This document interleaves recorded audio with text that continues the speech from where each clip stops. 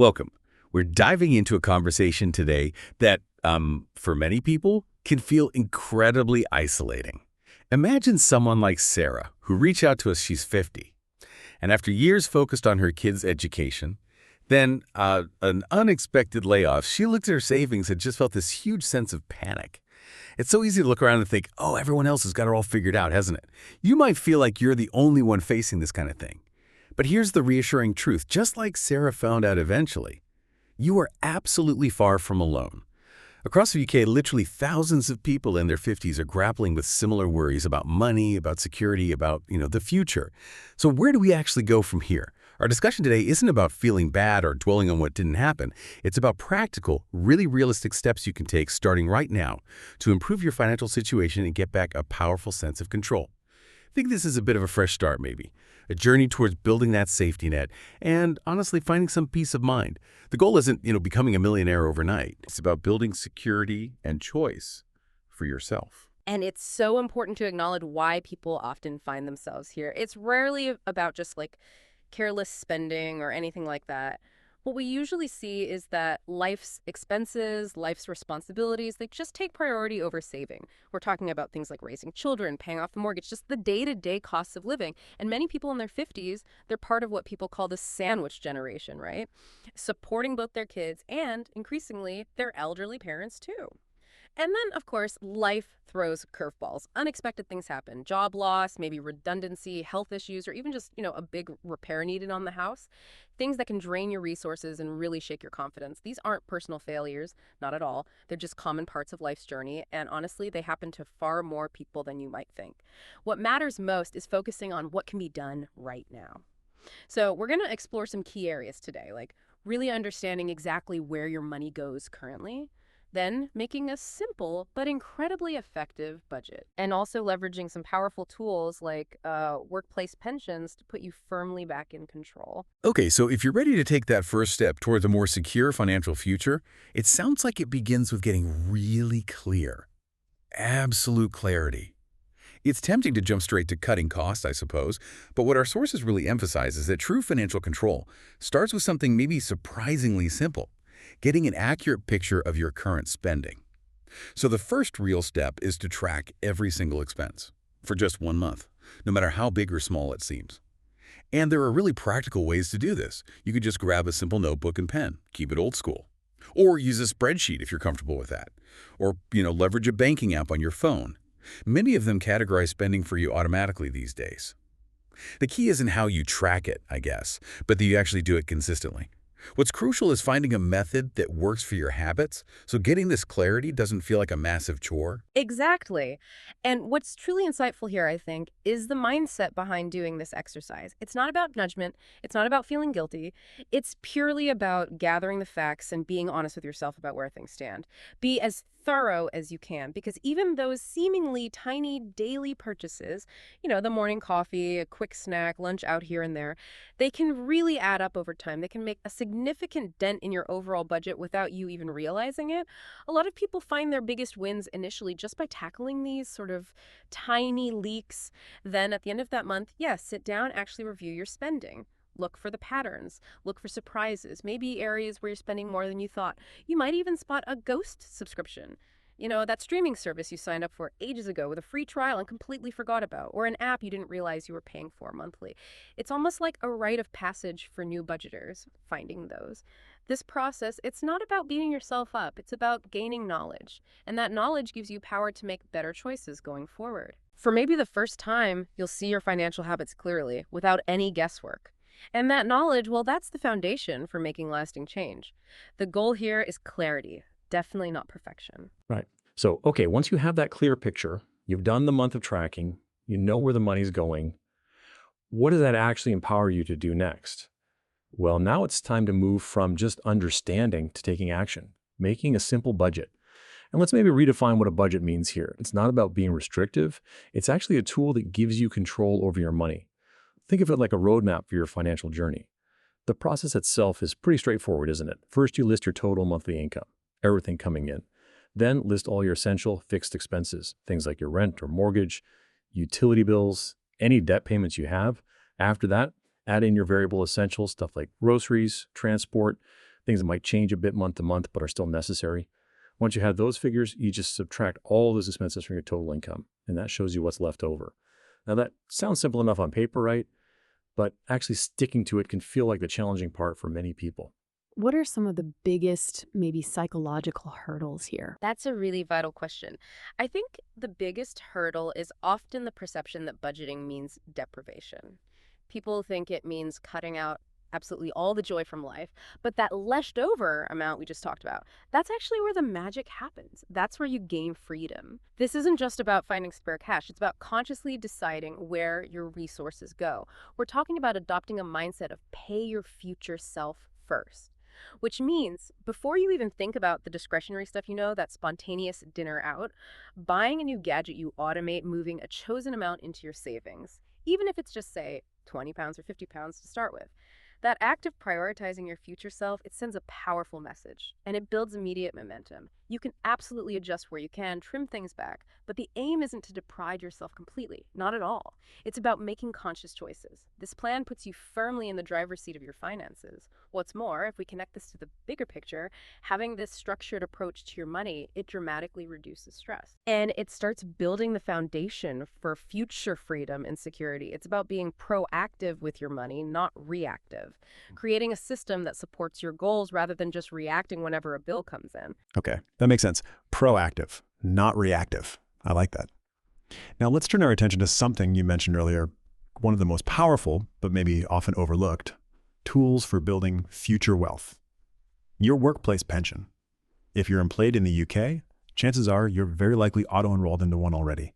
And frankly, ignoring it or opting out, well, it's like leaving free money on the table. It really is. It's one of the best ways to build for your future because for every pound you contribute, your employer adds money and the government adds money too through tax relief. Seriously, opting out is basically like choosing to take a smaller paycheck each month. Doesn't make much sense when you put it like that. It's a huge missed opportunity for significant growth, especially at this stage of life when time is still on your side, but maybe not as much as it once was. If you've opted out in the past, it's worth seriously considering rejoining. It's usually simple. You just need to talk to your HR department. Even small, consistent contributions boosted by those extras and the power of compound interest over time can add up to a really surprising sum. What if pensions just feel like this distant, complicated thing, all buried in paperwork? What's the one piece of advice you'd give someone who feels completely overwhelmed just thinking about their pension beyond just, call HR? Yeah, that's a really common feeling, completely understandable.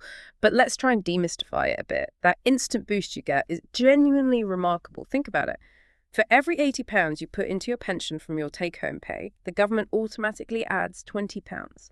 That's an immediate 25% uplift just through basic rate tax relief. It's like getting an instant 25% return on your money before any investment growth has even happened, just for saving. And for higher rate taxpayers, it's even better. You can actually claim back more tax relief through your self-assessment tax return. That can effectively turn an £80 contribution from you into maybe £120 or even £130 sitting in your pension pot.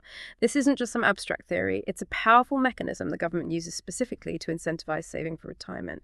It makes your money work much harder for you, right from day one. And here's a really crucial point for many people in their 50s. What about old pensions? Pensions from previous jobs you might have forgotten about. You can absolutely track them down. The government has a free pension tracing service. It's a fantastic resource, really easy to use online. You might also want to think about combining smaller pension pots into one place. It can make things easier to manage and potentially lower the fees you pay, but always get independent financial advice before doing that, just to be sure it's the right move for you. And please, don't be put off by the thought of paperwork. Your pension provider sends you an annual statement, usually. And most offer online access now, too, so you can actually log in and track how your pension is growing. Seeing that progress can be incredibly motivating. It really reinforces that your pension is a real growing asset for your future. Okay, tracking down old pensions, getting that free money boost. That sounds much more appealing when you put it like that. So right, you've started to get your head around your spending, you've maybe created a basic budget, and you're getting serious about leveraging your pension. Now, let's talk about making the act of saving itself effortless. Think of automation as like setting up your own financial autopilot. It's the ultimate out of sight, out of mind strategy for building wealth. Because let's be honest, our willpower sometimes takes a holiday when it comes to consistently saving money month after month. The core idea is simple. Set up a standing order. Have it automatically move money from your current account into your savings account the very same day your income lands. Treat it just like any other essential bill like your rent or your energy payment. It just goes out. And it's generally a good idea to use a separate easy access savings account for this, preferably one with a decent interest rate. Now, this isn't just a general savings pot for anything. This is specifically for your emergency fund. That's key. We're talking about building a buffer, specifically for those unexpected things: job loss, major home repairs, health issues cropping up. It's not a holiday fund. The goal is usually to build up around 3 to 6 months worth of your essential living costs. That gives you a crucial safety net against life's curveballs. And even small amounts transferred regularly matter hugely here. Consistency is absolutely the key. Consistency is crucial. And this leads us nicely to a related question.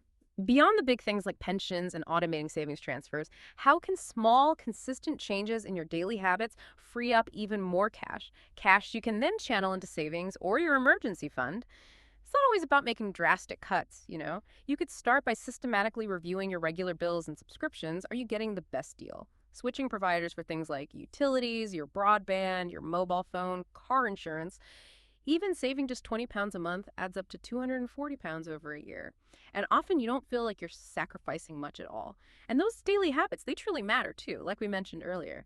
Making your coffee at home instead of buying one out every day. Packing your lunch instead of grabbing a sandwich. That can easily save you hundreds, maybe even over 1,000 pounds a year.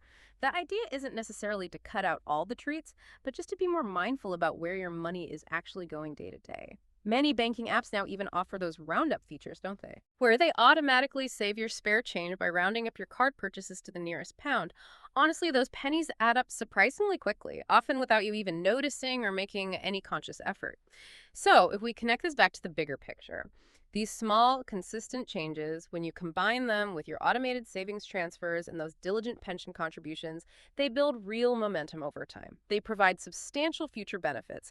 It's really about empowering yourself through a whole series of small, achievable actions. Absolutely. Small steps adding up to big changes.